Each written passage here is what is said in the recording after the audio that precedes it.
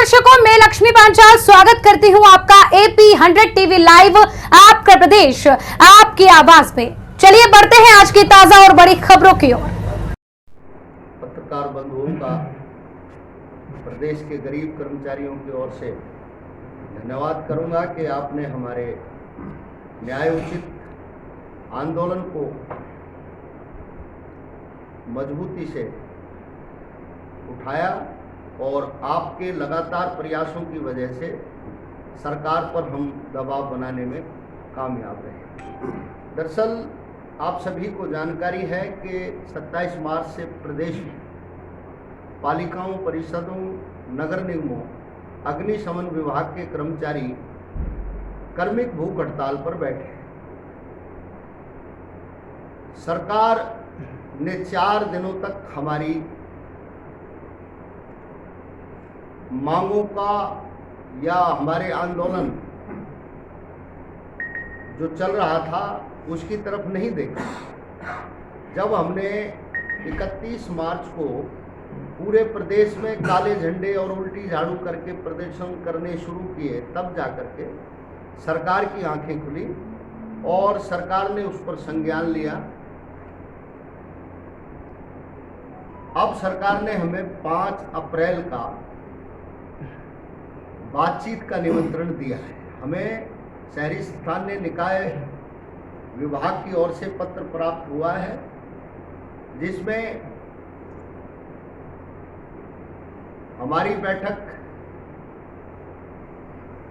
5 अप्रैल को करने के लिए उन्होंने निमंत्रण दिया है। 3:30 बजे सेक्टर 3 हरियाणा निवास चंडीगढ़ में बैठक होगी। इस बैठक की अध्यक्षता शहरी स्थानीय निकाय मंत्री श्री कमल गुप्ता जी करेंगे। साथियों, संघ ने यह तय किया है कि हम जो हमारा आंदोलन है उसको कार्मिक भूख हड़ताल को स्थगित हम कर रहे हैं 9 अप्रैल तक, क्योंकि मंत्री जी से 5 अप्रैल को वार्ता करेंगे। उसके बाद 8 अप्रैल को राज्य कार्यकारिणी की बैठक कर सरकार से हुई वार्ता की समीक्षा करेंगे और 9 तारीख को पालिकाओं, परिषदों, नगर निगमों, अग्निशमन के कर्मचारी जो इकाई के पदाधिकारी हैं, जिला के पदाधिकारी हैं और राज्य कमेटी के साथी हैं, महिला सब कमेटी के साथी हैं, उनकी राज्य स्तरीय कन्वेंशन करेंगे और उस कन्वेंशन में हम आगामी आंदोलन की रणनीति का ऐलान करेंगे और महिला सब कमेटी का भी गठन करेंगे। इससे पहले अखिल भारतीय राज्य सरकारी कर्मचारी फेडरेशन और सर्व कर्मचारी संघ के आह्वान पर पुरानी पेंशन की बहाली को लेकर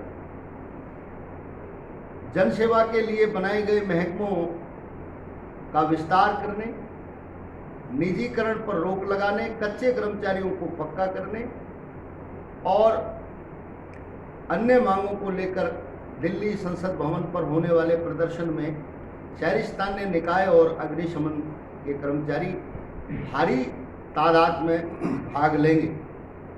दूसरा, मैं ये कहना चाहता हूँ कि सरकार ने यदि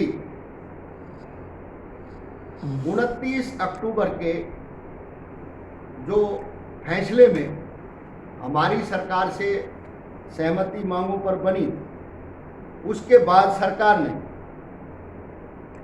सफाई कर्मचारियों को नियमित भर्ती प्रक्रिया के माध्यम से पक्का करने का पत्र जारी किया है। 68 सीवरमैनों को पक्का करने का, भर्ती करने का पत्र जारी किया है। तेल साबुन देने का, वर्दी देने का, LTC देने का। अग्निशमन के जो कर्मचारी हैं उनको 1327 जो ड्राइवर और फायरमैन हैं 58 वर्ष तक की नौकरी की गारंटी देने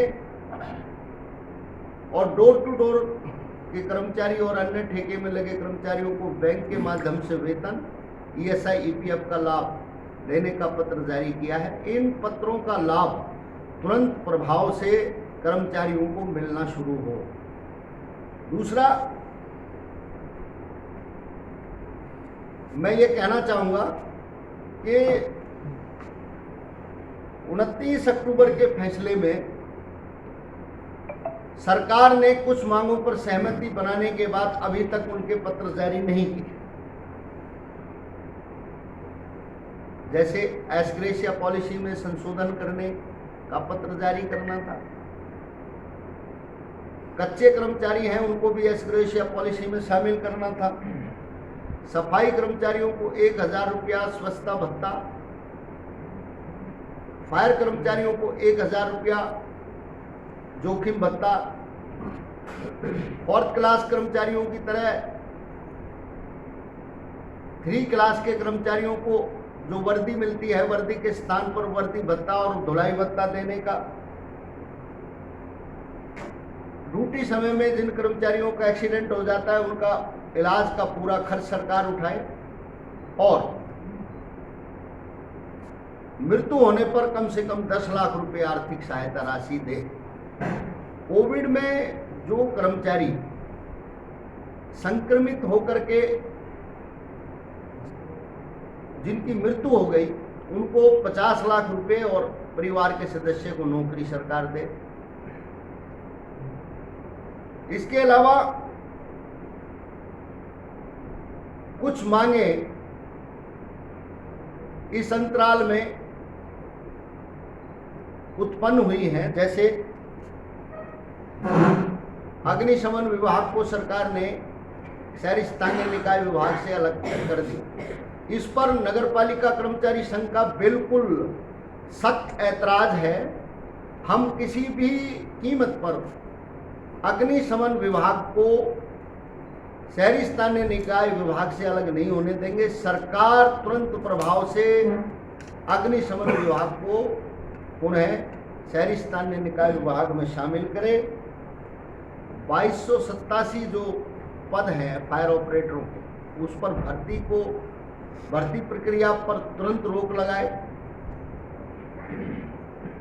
जो फायर के कच्चे कर्मचारी हैं उनको पक्का करे, पक्का होने तक समान काम समान वेतन दे।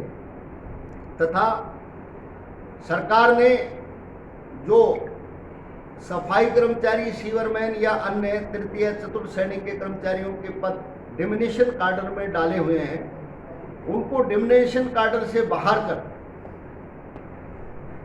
पुनर्जीवित करे।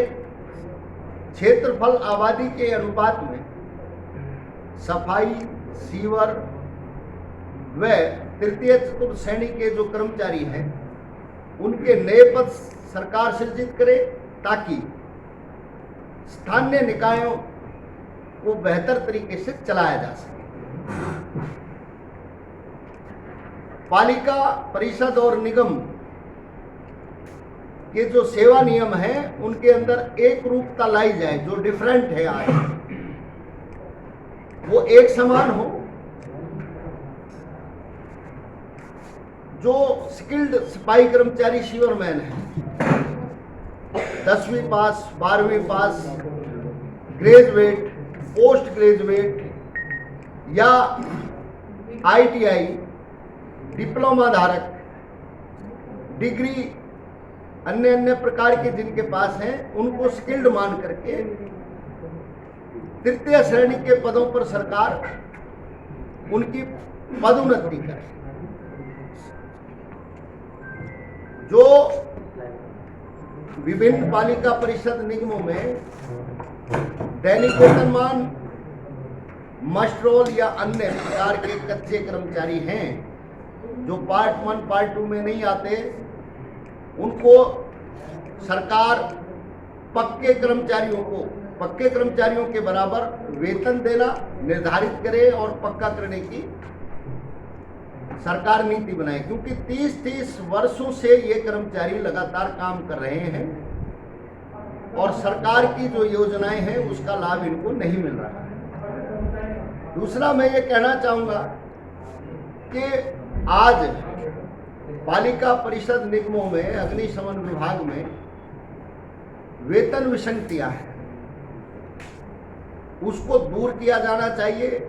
एसीपी जो स्केल है उसमें जो एसीपी नियम है उसमें बदलाव करके सभी कर्मचारियों को प्रथम, द्वितीय और तृतीय एसीपी का लाभ सरकार दे। पात्र कर्मचारियों की पदोन्नति करे। यदि सरकार समयबद्ध इन मांगों का समाधान नहीं करेगी और 5 अप्रैल की बैठक में हमें सरकार इन सभी मांगों का समाधान करने का एक निश्चित समय तय कर और मानी गई मांगों के पत्र देने का सरकार बैठक में काम नहीं करेगी तो हम 9 अप्रैल को रोहतक में आयोजित होने वाले राज्य कार्यकर्ता सम्मेलन में सरकार के खिलाफ बड़े आंदोलन का ऐलान करेंगे। मैं ये भी बिल्कुल आप सभी के सामने स्पष्ट कहना चाहूँगा कि पीछे भी हमने सरकार को पूरा टाइम दिया और टाइम देने के बाद जब अक्टूबर माह में हमने हड़ताल शुरू की तो उससे पहले भी अपील की, लेकिन सरकार ने नहीं सुना। जब हड़ताल शुरू हो गई और हड़ताल के बीच में ही दिवाली का त्यौहार भी आया, सरकार ने ये तो कहा कि भाई लोगों का त्यौहार खराब ना करो, लेकिन जो गरीब सफाई कर्मचारी हैं उनकी न्याय उचित मांगों का समाधान करने के लिए कोई रास्ता नहीं निकाला। अब हम फिर दोबारा से कह रहे हैं कि सरकार जो नारा दे रही है अंत्योदय का, उस नारे को पूरा करे, क्योंकि सफाई कर्मचारियों से ज्यादा गरीब, शोषित, पीड़ित कोई नहीं हो सकता। ये उसमें रणनीति बनाएंगे। सरकार से हुई वार्ता की